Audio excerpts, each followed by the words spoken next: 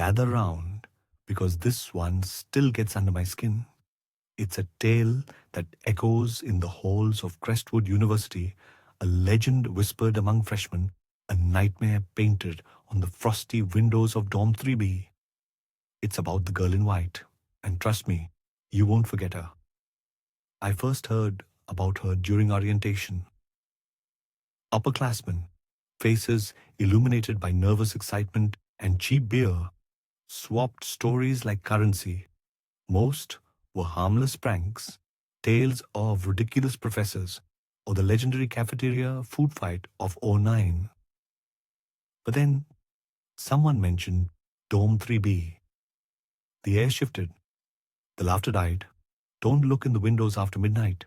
A guy named Mark warned, his voice suddenly gravelly, especially not in 3B.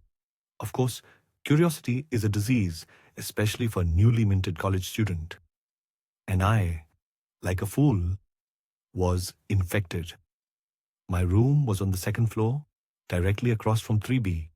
It was an old building, all Gothic architecture and shadowed corners, the kind that seemed to sigh in the dead of night. The first few weeks were uneventful. I was buried in textbooks, fueled by caffeine and the naive belief that I could conquer the world. I barely noticed the rhythmic creaks of the building, the distant howls of the wind. Then came the nightmares. They started subtly, a feeling of being watched, cold spot near the window. Then the dreams began. I would wake up gasping, heart hammering, with the image of a pale face burned into my eyelids. A girl, her white dress billowing around her like smoke, pressed against the glass of the 3B window, her eyes empty. I tried to brush it off. Stress, lack of sleep, too much late-night pizza. But the feeling persisted. I started avoiding the window, drawing the blinds as soon as dusk settled. But you can't hide from what's meant to find you. One frigid November night, I couldn't sleep. The wind was particularly vicious, clawing at the building, rattling the ancient window panes. I tossed and turned, the image of the girl in white flickering behind my eyes. Finally, around 2 a.m., I gave up. I sat up in bed, pulled the covers around me, and stared, anywhere but at the window. That's when I heard it, a soft, rhythmic tapping. Tap, tap, tap. It was coming from the window of Dorm 3B. My blood turned to ice. I just knew what was on the other side. Logic screamed at me to stay put, to ignore it, to bury myself under the covers and pray for morning. But the tapping continued, insistent, almost pleading. Against my better judgment, I rose. Each step towards the window was an act of defiance against every survival instinct I possessed. My hand trembled as I reached for the cord to the blinds. I remember taking a deep breath, the air catching in my throat like shards of glass. And then I yanked the cord. The blinds shot up. And there she was, the girl in white.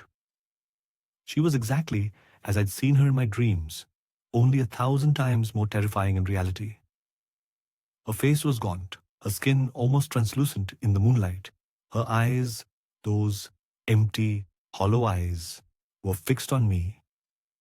A tattered white dress clung to her emaciated frame, swaying in a wind I couldn't feel. She was pressed against the glass of the 3B window, her face inches from the surface. And then she smiled. It wasn't a happy smile. It was a grotesque, unnatural contortion of her features, a chilling display of something ancient and malevolent. As she smiled, she raised a hand, her fingers long and skeletal, and pressed them against the glass. Tap, tap, tap. The sound echoed in my skull. I couldn't move, couldn't scream, couldn't even blink. I was frozen, trapped in her gaze. Time seemed to warp and twist. I don't know how long we stared at each other, but it felt like an eternity. Finally, with a surge of adrenaline, I slammed the blinds shut. I stumbled back to bed, shaken uncontrollably, and burrowed under the covers. I didn't sleep a wink. Every creak of the building, every rustle of leaves outside sounded like the tapping of her ghostly fingers. The next morning, I ran. I didn't pack, didn't say goodbye. I just ran. I dropped out of Crestwood University that day, leaving behind my tuition, my friends, my future. Some say I'm crazy. Some say it was just a nightmare, a figment of an overactive imagination. But I know what I saw. I saw the girl in white, and she saw me. I still get nightmares sometimes. I wake up in a cold sweat. The image of her face burned into my mind. And every now and then, late at night, when the wind is howling, I hear it. Tap, tap, tap. So if you ever find yourself near Crestwood University, especially around Dome 3B, remember my story, heed my warning. Don't look in the windows after midnight, because if you do, she'll be waiting. And once she sees you, you're never truly free. Some say she is still out there searching for someone to play with forever. She loves making friends. What do you think? Are you brave enough to play with her too?